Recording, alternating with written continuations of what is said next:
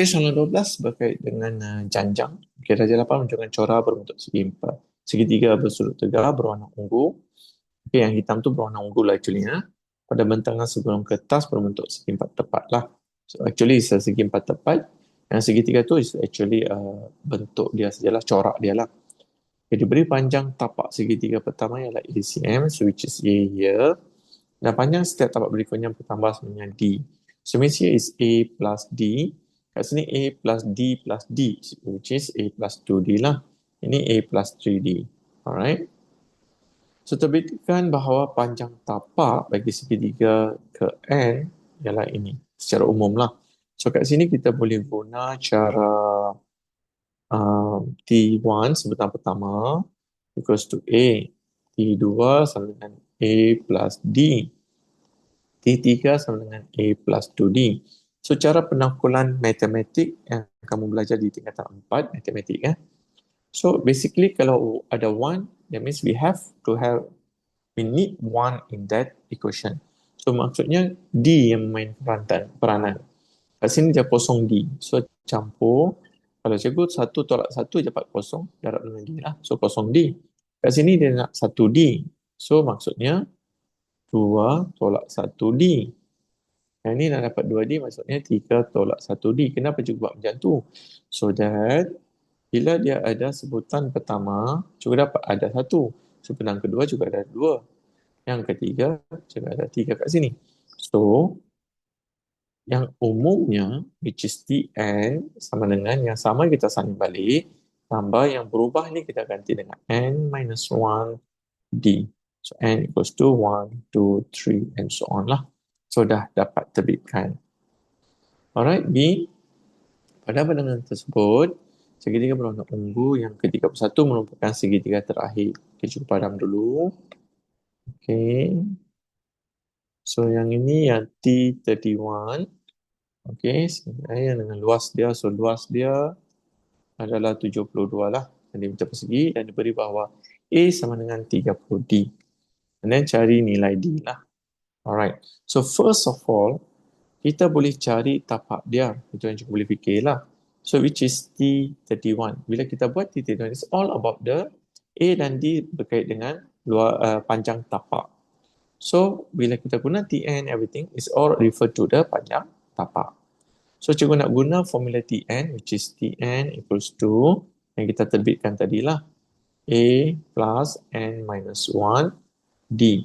So now kita tahu yang Tn and then yang 31, so T31 equals to A plus 31 minus 1 D. And then kita tahu A is 30D kan, so why not we straight away ganti 30D plus ini 31 minus 1 is 30, so 30D as well. So it's 60D lah. Jadi tapak ni adalah 60D. Alright. So lepas tu kita tahu luas dia 72. So that means macam nak cari luas? 1 over 2 times tapak darab tinggi sama dengan 72. So 1 over 2 tapak dia 60D. Tinggi dia 12 equals to 72 lah. So kita boleh teruskan dan dapatlah D. So D equals to, kita boleh dapat D dia 0.2 lah. Okay. Alright. So dah dapat D. Dan next, Zul ingin mengirim sejumlah golongan kertas itu kepada rakannya melalui sebuah syarikat Korea. Darjah 2 menunjukkan maklumat berkait dengan charge pengantaran. Okay, kat sini kita boleh tengok RM9 untuk 0 hingga 2.5 kg. So maksimum is 2.5 lah. Yang ini setiap 500 gram RM1.20. Alright. Which is 0.5 kg lah actually ya. Alright. Cikgu tak nak confuse kg dengan gram. So straight away change to 0.5 kg lah. Jika Zul punya RM15 dan jisim kertas itu bagi setiap sentimeter persegi ialah ini. Untuk setiap sentimeter means 1 cm square ialah ini. Itu bilangan maksimum golongan kertas yang boleh dikirim. So sekarang cikgu nak tahu jumlah kg yang dia boleh hantar. So sekarang RM15. Sini dah pergi RM9. So balance is RM6 which is 15 minus 9. Balance is RM6. Kat sini 1.2 RM1.20 times 5 you will get RM6 right. So maksudnya dia boleh darab dengan 5 lah. 0.5 darab 5. So setiap 500 gram. So 0.5 kg darab 5 which is 2.5 kg. So maksimum kasi 2.5 kg, ini pun 2.5 kg. So maksudnya maksimum yang boleh dihantar adalah 5 kg. Alright, sekarang kita kena kira satu gulung tu berapa kg. Okay. Info yang kita ada 1 cm persegi lah ini. So maksudnya kita kena kira luas satu gulung. Okay, berapa? Then we can find the kg lah. Alright, so luas satu gulung. Macam mana kita nak kira luas satu gulung? Okay, back to here. So sekarang kalau kita tahu dia punya panjang ni, okay, panjang ni then times with 12 cm tinggi dia, kita boleh tahu luas keseluruhan. Itu yang cikgu nak buat. So sekarang cikgu nak cari panjang inilah jumlah tapak. Jumlah tapak adalah dia punya panjang. So S31. So guna formula Sn equals to n over 2 2a plus n minus 1d lah. So S31 which is 31 over 2 2a, a kita kena cari. A yang kita tahu A adalah sama dengan 30d. So A equals to 3d. So D dia kita dah tahu 0.2. So which is 6 lah. So times 6 plus n minus 1. So 31 minus 1. D is 0.2. Okay. So when you calculate, you will get S31, which I calculate, I got it 33.